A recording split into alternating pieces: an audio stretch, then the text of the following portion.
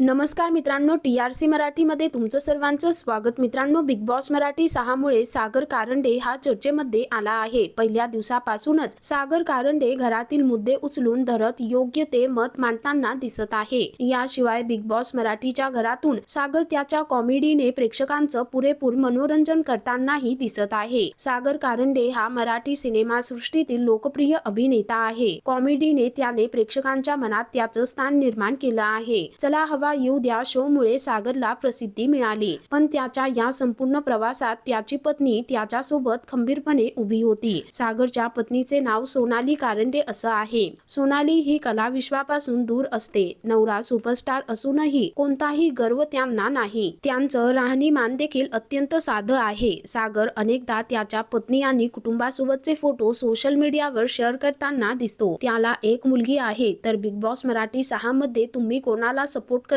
आणि तुम्हाला सागर कारंडे आवडतात का? खाली कमेंट करून नक्की कळवा।